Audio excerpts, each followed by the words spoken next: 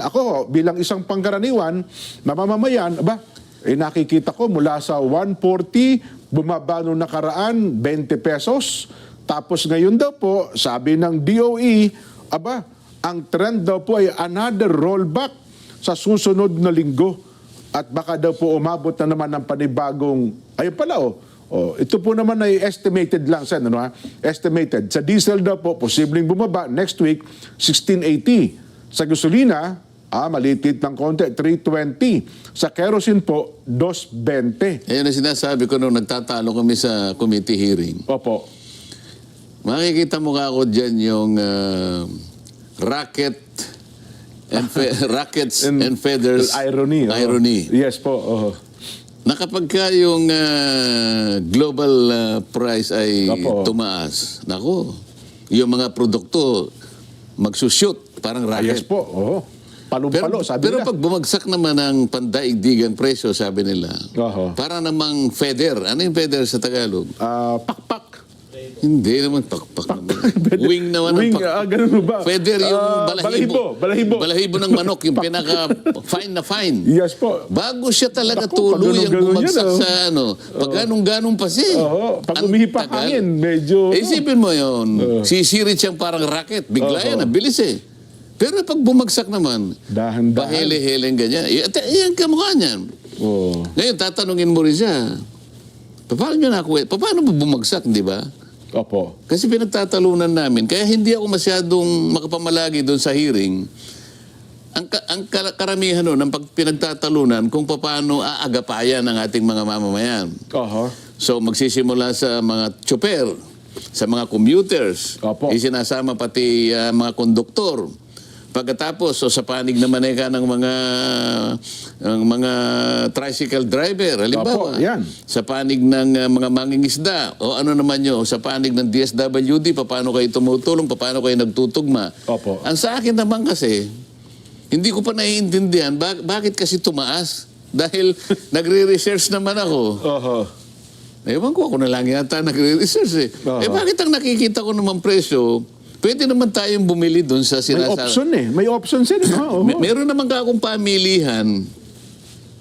Bakit ka ako hindi nyo man lang ka ako pansinin yung aking sinasabi na independent data?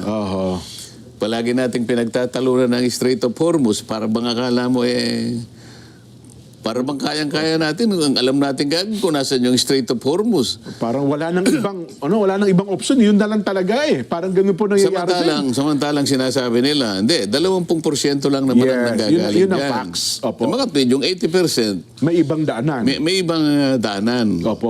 Ngayon, huwag na muna nating pag-usapan yan kako dahil meron akong isinasubmit sa inyo at isinasangguni ng mga independent data. Kasi nagsimula kami, pinresent ko March 17 data. Opo. Sabi ko, kahit na isaalang-alang mo na kako yung shipping cost, yung maps ng Singapore at saka yung ganito at ganyan, FOB o CIF. Yes po.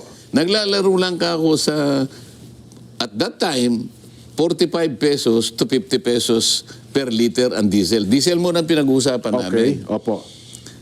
Bakit hindi kayo bumili rito?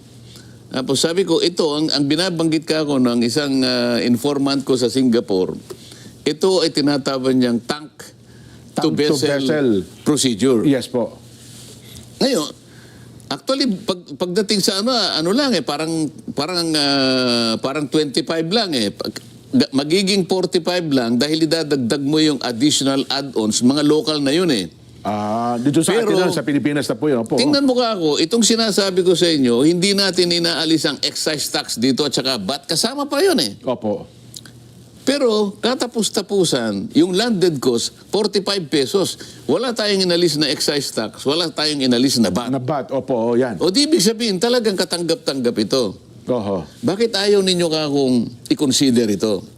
Ang medyo nakakapagtaka doon, Jen. Hindi sila kumikibo eh. Walang nag-verify nga po sila eh. Sana man lang merong isa na naglakas ng loob. Opo. Senator, mawalang galang na pero parang sa comics nyo po nakuha yan eh. Parang katang-isip lang po yung ginawa ninyo yan. Pasensya na po kanya. Kasi po pinag-usapan natin dito seryosong bagay. Yan, opo. Ako naman sabi ko, kung ako po nagkamali o kaya nagkamali yung informant ko. Oo. Aba, kaming dalawa mo na lang ang mag-aaway. Ako po mag-a-apologize kagad ako sa inyo. Oho. Ang tanging gusto ko lang unawain nyo sa akin, kaya ko lang nagagawa ito, gusto ko po talagang makatulong. Yeah. Meron pong Naghahanap tayo talaga ng May alternative. Yes. Sana tingnan nyo muna ito. Opo. Hanggang ngayon, Wala po. iniwan ko yung, 25 yun, March 25 yung pangalawang namin, pag-hearing. Pagkatapos, nag-hearing kami uli. Anong date yun? Basta 19 days later, nag-hearing kami uli. Ito lang nakaraang linggo ata yun, Sen, eh. Nakaraang linggo, Opo. may dala-dala na naman ako, tumaas ng konti. Oho. From 55, naging 61. 61, yes. Pero sabi ko, Mababa pa rin. reasonable pa rin ito Opo, eh. oo. Reasonable pa rin ito. Pero nung yung huling pag-hearing namin, wala na yung mga oil companies. Yung sinasabi ko sa yung ilatag ko yung tatlong data na nanggagaling sa tangke ng Petronas at saka tangke ng Rotterdam. Opo. Walang kumibo. Wala po. Itong huli, ang sinabi ko na lang sa DOE, sabi ko pagkatapos po ng 19 na araw mula nung tayo ay Nagkita-kita, tag-usap-usap. Opo. Dominig last time. 19 na araw na po nakakaraan, na-check nyo na po ba itong mga datos ko? Wala pa rin. Kasagot-sagot ng isa. May kulang po kasing isang... Ibig mo sabihin ka ako, yung isang yan hindi mo pa ako natukoy kung ano yung sinasabi. 19 na araw na pinag-uusapan natin. Crisis na tayo. Crisis Energy ito crisis eh. na. Opo. Crisis ito eh.